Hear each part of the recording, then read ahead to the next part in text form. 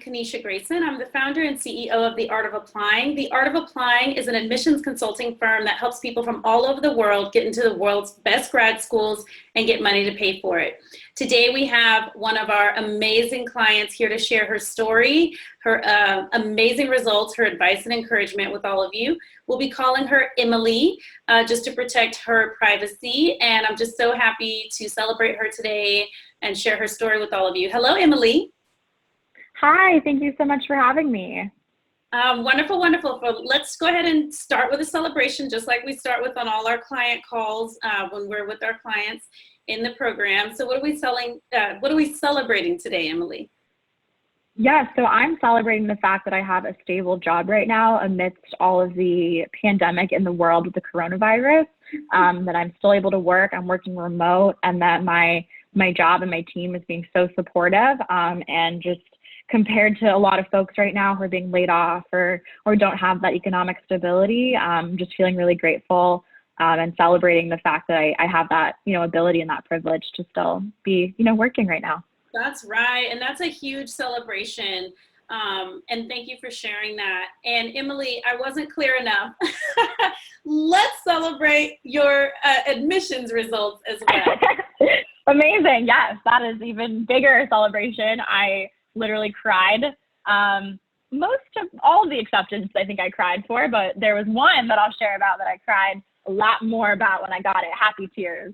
So happy to share and just jump in and start naming those if that's, tell us helpful. All of your results, where you got in, the money, all of it. Okay, so I'll start with the big bang. So I was accepted to Berkeley Haas with a full consortium scholarship, which is so exciting. Haas has been my first choice pretty much since I started the process.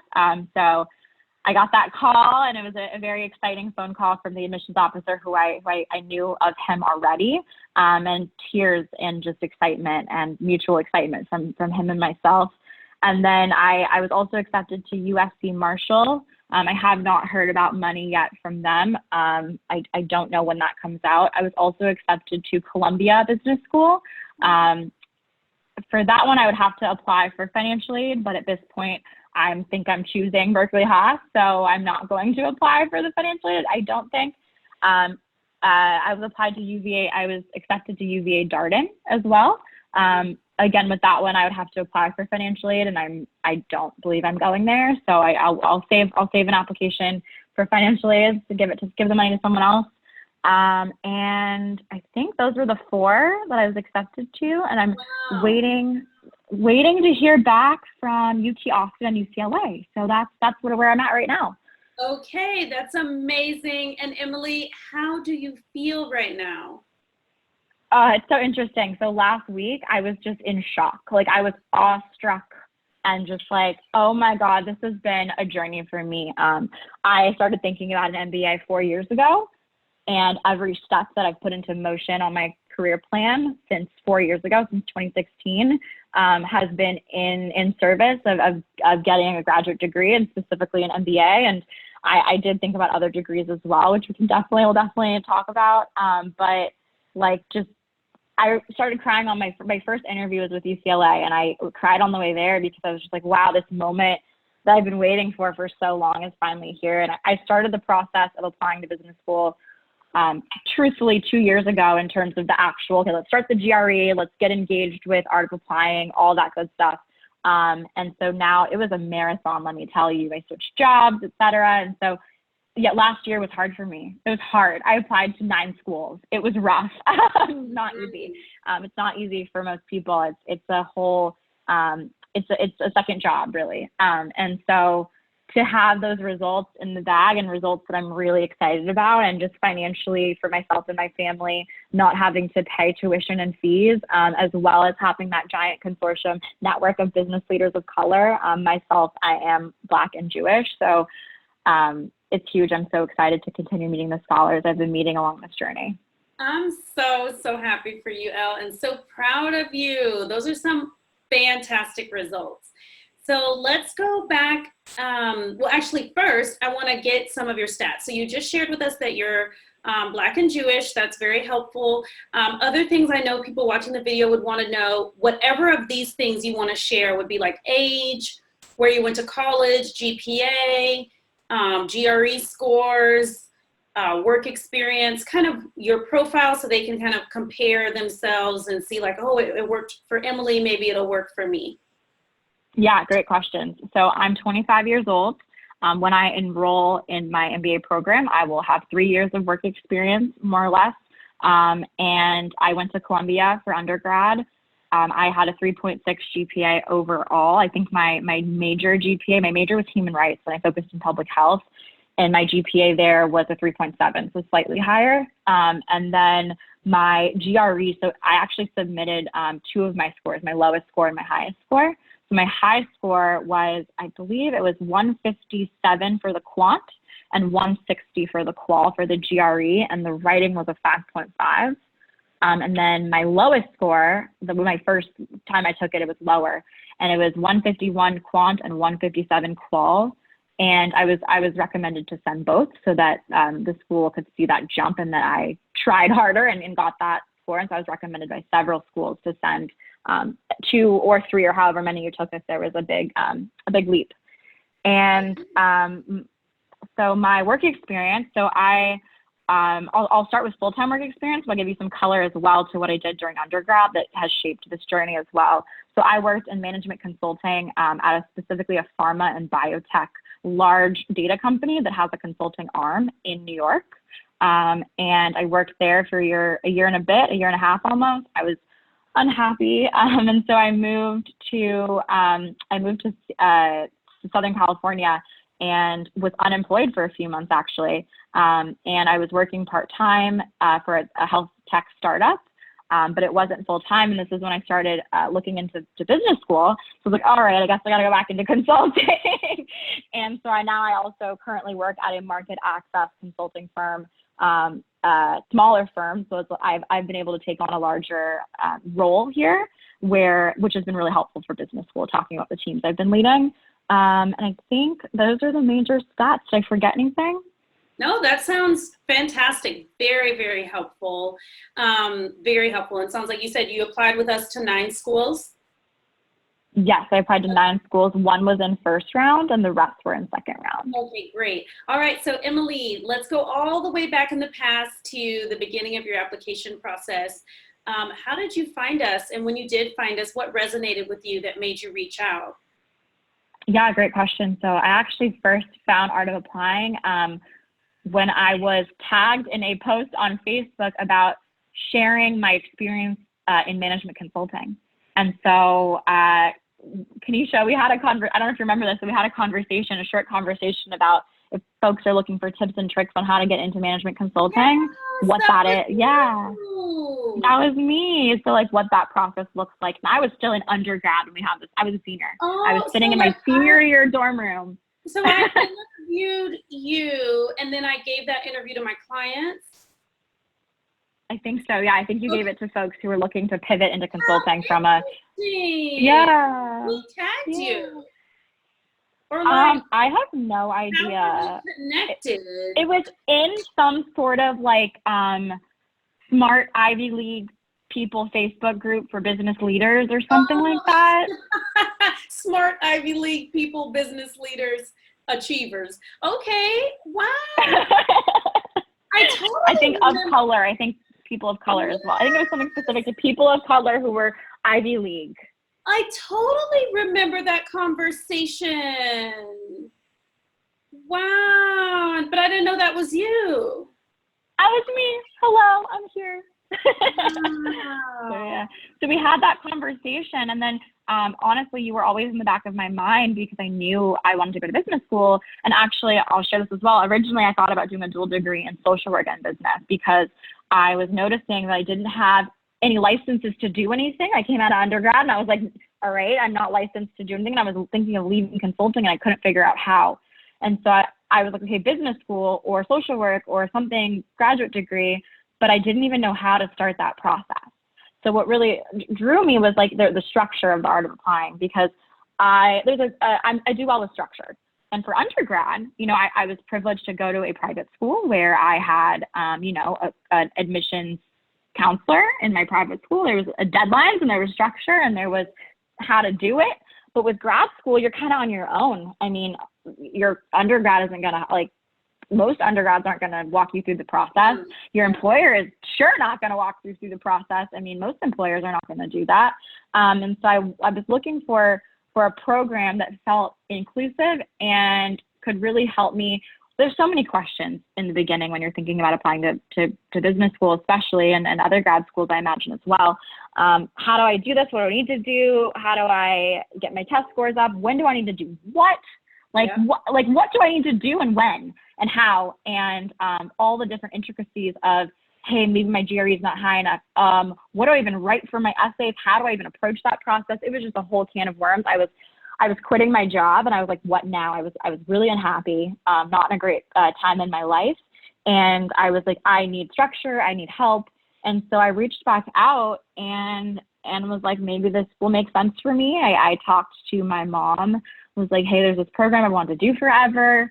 What do you think? And then I scheduled my breakthrough call. Awesome. I love it. So I would love to hear what you thought the breakthrough call would be like, what it was actually like. And I know you brought your mom and why it was important for your mom to come. And we probably asked you to bring your mom if you named her as someone important to your process. Yeah, great questions on all of that. So I'll touch on first, like what I thought I would be like. I honestly don't know what I thought. I don't think I had any like expectations. I was just in a flurry of stress and anxiety and just needed someone to talk to just be like, can I even do this? Like, is this something that makes sense for me? And so I think I probably just expected them to the person who I spoke to on the breakthrough call to talk about me, my background, what I'm looking for in business school, what I'm looking for in a program like Art of Applying.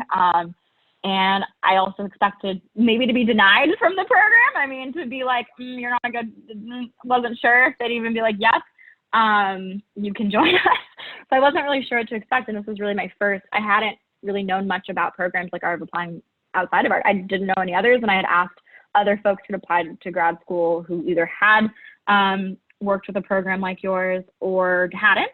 And then I had the call and it went really quickly. It was very thorough. It felt like there was a very specific methodology that was behind it. And I felt like the conversation was a lot of reflecting and reflecting in a complex way what I was sharing to kind of help me visualize my upcoming journey. And then, yeah, it was kind of like you seem like a good fit for the program. Maybe you want to join us, let us know, think about it, or let us know right now. And it was important to bring my mom on because she had expressed maybe being able to support financially with business school. And so she was someone who, my dad and my mom helped me pay for undergrad. I'm very lucky to have had that access to those financial funding because I did not get a full scholarship to undergrad. And I don't think Ivy Leagues I don't even know how that even works for it. I don't think they do that. Some do, some don't, but Columbia was need blind and it was really more need-based money than merit-based. And so I had never even gone through that process before financially. And a big attraction for me to Art of Applying was the understanding that there was some focus or help or support on the different kinds of funding for grad school. Sure. So told my mom all that. She joined the call. She asked some really good questions and kept me honest, which was great.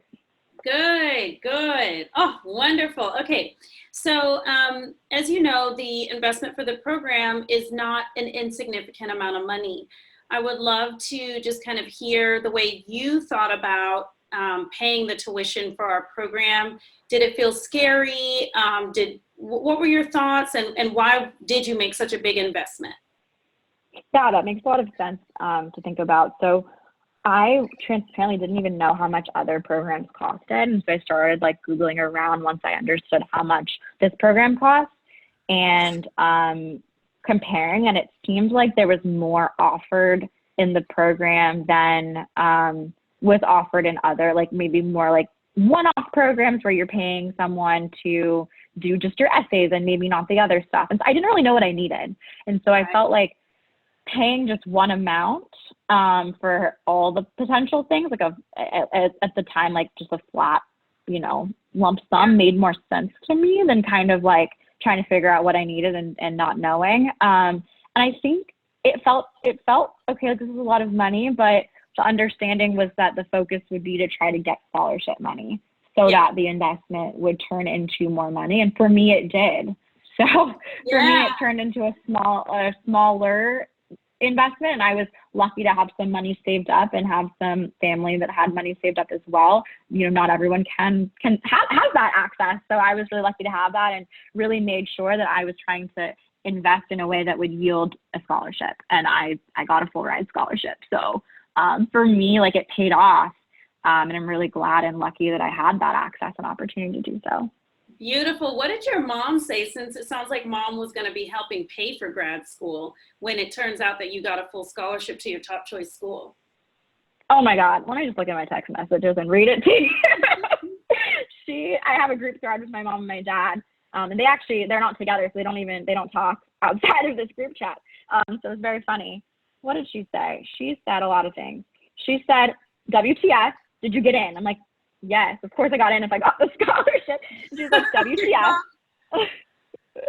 She just kept saying, WTF, Ellie, you're a genius. You're the best kid in the whole wide world. So that was pretty sweet. And I told her how much money it was, and she was freaking out. And she continued to freak out, and she told my step-grandma, who I don't even talk to, like, everyone in the world. My dad obviously said congrats, but he wanted to know where his alma mater was ranked in the U.S. News and World Report. So that was his focus. He's like, well, where's your school ranked compared to mine? Oh, that's really funny. Where did he go? He went to NYU a long time ago. Very long time ago. That's really funny that was his focus. Yeah. He was maybe feeling just a little jealous. Yeah. All right. That's for sure. Okay, well, so Emilie, you are one of, if not the client, who I think showed up to things the most and used every drop of the program. And obviously it paid off for you. We definitely talk about you among the team of she really used the program. So I actually really want us to go through each part of the program, since you used it so much and so well, to talk about like how you used it, what it was like, how it benefited you. So let's just first start with the one-on-one consultant. So one thing I'll just share with everyone is that when you're in the Application Accelerator, you get a dedicated consultant. This is somebody who's either gone to one of your target schools or has helped people get into one of your target schools, or might share industry background, same as you. I know one thing I remember was that Emilie had a consultant. At first, they weren't like meshing as well as or actually both of them would like, I would say. Emilie had a lot of questions, which is great. And she just really wanted a different experience. And so she switched over to a different consultant. So first, I would just like to say that there's no hard feelings. If a client ever wants to move from one consultant to another, we take that feedback to just improve things, make them better. And so Emilie, I would love to just hear about how it felt once you moved to your new consultant, and just what the consulting, that one-on-one part was like for you, the calls, asking questions in your portal, and the editing with your consultant. Yeah, it's a great question. So I feel like what I had to learn was what I needed, because I mean, there's so many different learning styles, and as you said before, like if it just doesn't mesh, it's no one's fault or anything like that. It's more just like my learning style. I had to kind of figure out, what do I actually need from a consultant? And I think I was kind of naive and I didn't know what I needed. And I just was hoping someone would tell me what I needed. And I learned, and last year was a big year of growth for me as well, but I actually learned, okay, like this is how I work in terms of, especially with the essay writing and the process, and what I'm a doer. And I'm like, if I don't see results, if I don't see a full essay coming out soon, like I messed up. Like, so I was kind of just feeling like, okay, this is what I need, and let me kind of figure out how to help my consultant help me, and then kind of figure out, okay, what's their style of helping me? And so how do we kind of make that work better? And that's the same thing I do all day at work. If I work with a new, coworker, we do that all day. So what I kind of found to be the most helpful was, at first I wasn't very confident in my ideas in terms of what I was going to write about. And so once I went through that whole brainstorming process and felt exhausted from it, I kind of was like, okay, let me work with my consultant. Is this even a good idea? Like, I don't want to go down a rabbit hole, write about this idea I think is cool, and then it doesn't even answer the prompt, doesn't even make sense. And so I'll just share that my consultant, I'd worked with them also already through Art of Applying, so I kind of knew their style a little bit more. My second consultant, so I'd already worked with them and kind of knew how they gave feedback and what I was looking for from them and why I wanted to switch to that person. And so I transparently said, hey, look, this is what I love that you do. This is where I need the most help. This is where I'm struggling. And how can I ensure that, like, we make this process seamless for both of us? I know you have other folks you're working with and other things you're doing. And so what helped me best was to have quick calls with my consultant. I know I only get like a certain amount of calls, so I tried to just make sure they were very efficient. And I picked the top schools that I felt were my schools that were must-have. Like, I have to ace this application. Yeah. And then tried to. I realized this later, as I should have in the beginning, made an Excel sheet of like, okay, these are the essays that are all similar to each other, so I can reuse. I eventually realized that. But what I would do is I would come up with kind of a brain dump of like an outline or a structure that I thought made sense specifically for my essays. And this is where I use my consultant the most. And put that kind of structure in place, and then do a screen share with my consultant, or have us both look at the essay and then go through that. Before I fill in the gaps, let's pause and make sure I'm doing it correctly first. And that really worked well for me. And then we would have the back and forth of the editing of the actual application content via the online platform. And so I actually started using my consultant mainly for, I would say, the essay writing, and not as much for the like little questions here and there. Those I would ask in the other components of the program. So I would ask those in the like Q&A, like there's a Q&A section on the platform that I would put those questions in there, and then any of the consultants could answer, or a dedicated team could answer those, or I would ask them on the weekly calls or the monthly calls, or what have you, rather than trying to do that all with just my consultant. So I tried to figure out, okay, where is my consultant best served versus where are the like group programmatic elements best served. Okay. That was a lot of information. Yeah, fantastic. So it sounds like, Emilie, you really focused with your consultant on using your calls and with her on just wordsmithing, editing what you've written. You've mentioned a lot of different other parts of the program, so let's just walk through them piece by piece. So you've got a dedicated consultant. You get calls with that person. You can ask them questions in your portal. And they're editing your materials. Another thing I want us to talk about are the group coaching calls. So what's unique about the Art of Applying is that our clients in the Application Accelerator, they're not applying in isolation. We actually create a community out of our clients. So all of our clients in the Application Accelerator, they know each other. They know who each other is. And recently with the pandemic, we're even doing the group calls with cameras on, if you want to have your camera on, and that's been really lovely for me. But in general, we have these weekly and monthly calls for our clients. So we have a weekly open Q&A call run by one of our consultants, where our clients can pre-submit or ask live questions about their application process, so that you're getting that second opinion outside of your first consultant, and also getting to learn from other clients' questions. So we have a weekly Q&A call, we have a weekly test prep power hour call run by our in-house test prep tutor, and then we have a weekly writing center call. So Elle, I know you was on them calls. So I know, it's funny you say that. I wish I'd gone to even more calls. Yeah. Hard, like work-life balance, rough. Yeah. Talk about which of those calls you frequented. And I guess what I'll also say is, we also have a monthly all-client Q&A call, usually run by me, If it's not run by me, we'll have it run by one of our most experienced consultants. And then we have a monthly mindset call where all the clients come together and talk through mindset issues like imposter syndrome, overwhelm, being distracted. So we have a lot of group coaching calls available for our clients on a weekly basis, and some are on a monthly basis. And Elle was, and we're gonna pause. All right. Okay.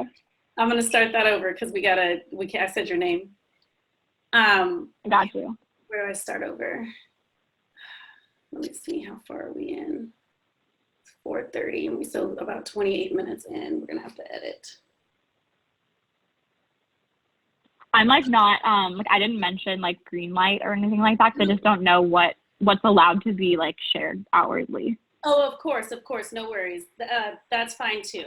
You can share that. So, Okay. Ankita, hi. We're gonna start again. Okay. So you heard Elle. Oh, I did it again. Okay. Okay, so Emilie has mentioned a lot of different calls. So in the Application Accelerator program, we actually have various calls that all of our clients can come to together. So every week we have an open Q&A call where the clients can come and ask their questions about any part of the application process. They can pre-submit questions or show up live and ask questions. We have a weekly test prep power hour call run by our in-house test prep tutor. And then we have a weekly writing center call. We also have a monthly all-client Q&A call, which is usually run by me. If it's not run by me, we'll have one of our most experienced consultants run it. And then we also have a monthly mindset call where all of our clients who are in the Application Accelerator come together and talk with our mindset coach about staying out of overwhelm, staying decisive and coachable, resourceful, and encouraged. And so Emilie was a very frequent attendee of many of the calls. So I would love, Emilie, for you to just talk to us about, the group coaching aspect of the program, as well as just being able to interact with other clients and what you got out of those group coaching calls. Yeah, great questions. And thank you for saying that. I actually didn't feel like I went to enough calls. So, there's so many options, and as a full-time worker, you can't always go to everything. So I appreciated the different time zones that we have so many people in so many different time zones across the world. So I'll first speak to some of the group coaching calls and how I approached which ones to utilize and how to utilize them. And then I'll speak as well. You mentioned the other folks who are applying as well, and kind of actually ended up meeting one of them in person, and have become close to quite a few of them. So first, the coaching calls. So I had to kind of figure out through trial and error what to focus on in the coaching calls versus what to focus on with my consultant, versus what to just focus on by myself, on my own, and just trust my gut on some things. So the call that I found the most helpful was the writing center call, which was weekends, Sundays, I think, and then Saturdays as well. And it was about an hour, and you would basically be able to, in advance, share some writing you've been working on, and have the coach and other participants in the Art of Applying kind of comment on your writing that you've been working on your own with your consultant, et cetera. And so what I kind of learned that was important for me was that I needed to get the big ideas kind of out of the way first, and kind of have a solid idea of, okay, this is the outline I have. These are the ideas I have on paper. And then with the writing center coach, who was great, with her, really get the okay, this doesn't make sense. I'm reading this and you may think this makes sense in your head, but someone who doesn't know you that well will not understand the context around this. So how can we clarify it up? So I would really utilize the writing center calls as places to workshop drafts that I've already been working on, rather than, at first I was utilizing them to ideate. And what I learned is if you're passionate about your idea, you can write about it. Okay. I was are you sure this idea makes sense? But I kind of had to become more confident, and I learned that confidence through the writing center calls as well as with my consultants. So that was my favorite call. And then I would also utilize the weekly calls as well for all my writing. I focused a lot on my essays. That's where I felt like I was best served in terms of my application. I knew my test scores were going to stay kind of average. I knew I couldn't change my GPA. And I knew that I was already good at networking with students and alumni at the schools. And so I was all right, Art of Applying can serve me best by making sure my writing is cohesive and clear, and bang, it came out with a bang. Good. And so, and then also I would go to those calls as well to look. I remember one specific call kind of earlier on where I was like, what scholarships can I even apply for? Like, I just was so naive to the process. And so like I would, sorry, did I miss something? No, keep going. Okay, I thought you were stopping me. Okay, sorry. So I was kind of naive to the scholarship process. And so I would use the weekly and monthly calls to ask, okay, I'm thinking about this scholarship. Hey, does this scholarship make sense for me? Have you heard of similar scholarships? What others can I apply for? Or if I had a concern about an issue on my application, it turned out that on prior calls, there were tons of recording calls that had basically discussed a similar issue. So if I had a low test score or a grade in the class from college that I can't change, or a gap in employment or anything like that, I could be directed to, hey, let's talk about this now. And also here's all the other times that our coaches and consultants have talked to folks about the same issue. Go to this recording and listen to that, and that'll help you write your essay, your optional essay perhaps on, hey, I scored really poorly in this class. I was going through a lot at that time. This is how I've rectified it now. This is how I'll do better. So I use those weekly and monthly calls for literally everything under the sun and more.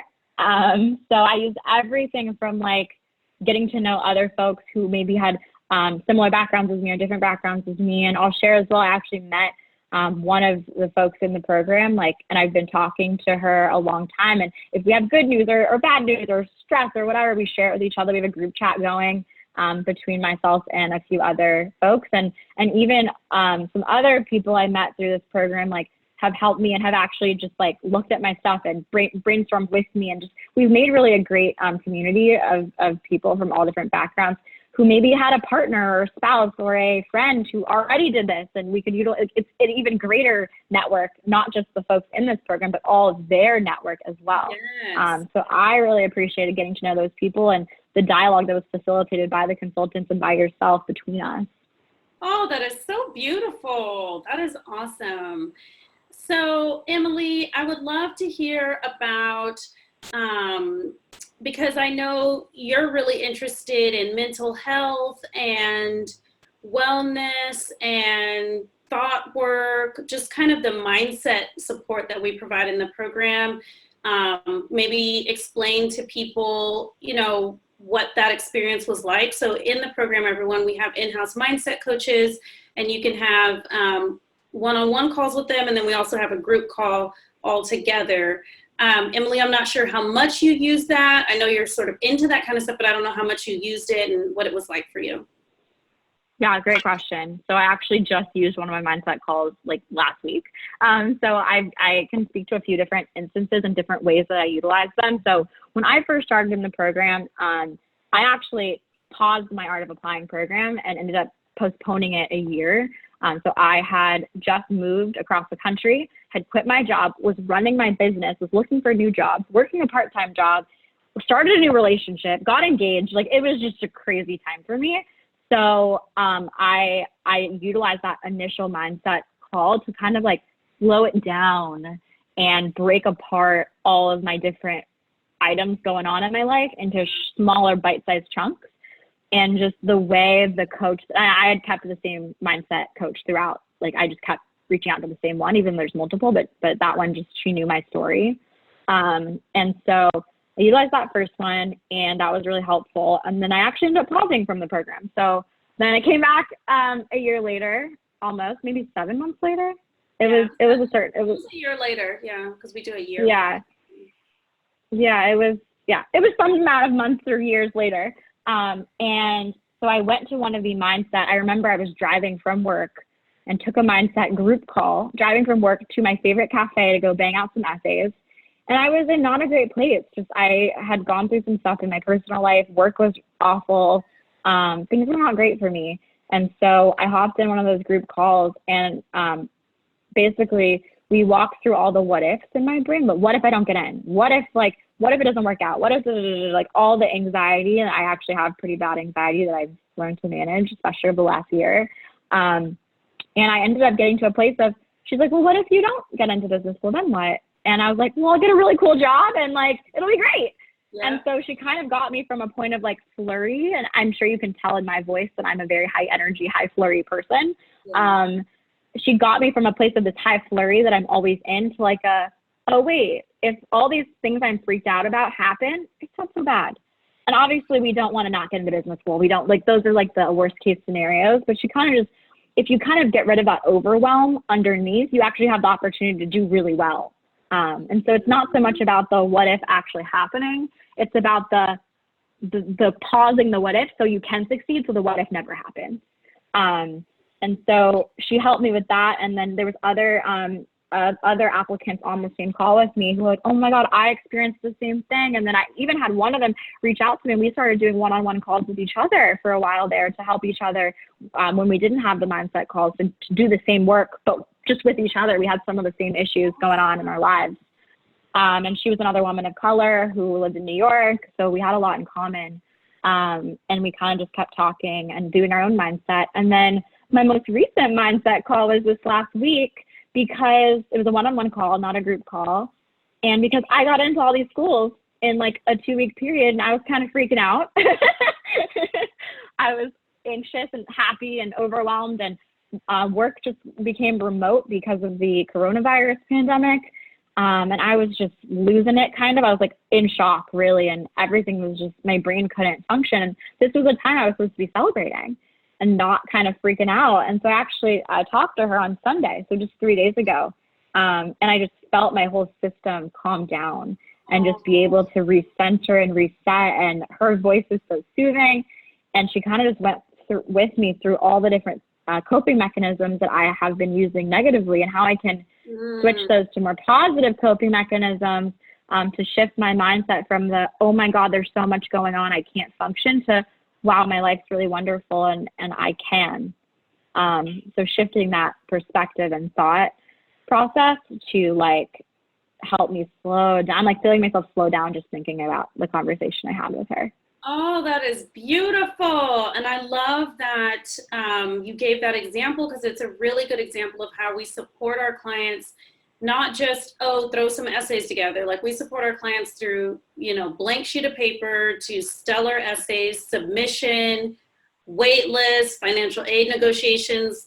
And like, even when you're freaking out because the news is way better than you anticipated and you have all these new choices. And so, yeah, the fact that like, it wasn't just, oh, submit your applications, your engagement's over, but that you're still our client. Yeah, exactly. Good. I'm like thinking about all that now. I'm like, oh, wow. I'm like, wow. So. Yeah, we've been together a long time. And so, Emilie, what advice would you give to other people maybe who have that kind of human rights background or social activist background, not a real hard business background, or maybe haven't even worked a lot in the private sector? I know you did as a consultant, but just people who may be wondering, like, is this for me? Can this work for me? It worked for her, but can it really work for me? Yeah, great question. So it's funny you say that, because I was trying to get out of the private sector when I had started Art of Applying, and I just kept getting sucked back in and was given, oh, you have to be in consulting to go to business school. It's just not true at all, even a little bit. Most of the folks I met actually on the admissions trail, I like to call it, were actually pivoting into business and had worked in a variety of different backgrounds, from engineering to like science to like human resources to social impact to just like literally like a nonprofit, like anything under the sun. And a lot of the reason why people go to business school in the first place is because they don't have business background, like at all. That's why you're going. So I'll share that I actually used to work at a women's health nonprofit clinic during school, during undergrad. And that really shaped a lot of my experience. And quite frankly, the school, Berkeley Haas, that gave me the most money, I didn't write about my business background really much at all. They had my resume, but I actually wrote about who I am as a person, why I care. Yeah. And what I learned on the people-to-people basis, because quite frankly, they're looking for people. They're looking to make their community as interesting and as diverse and as exciting as possible. They're not looking for this person who like is a robot who like just works all day. No, that's not it. So I actually wrote about why healthcare matters to me as a woman of color who was raised by a single mom, and how that impacted me in the clinic when I was helping other single moms, Hispanic, Dominican, Black, etc.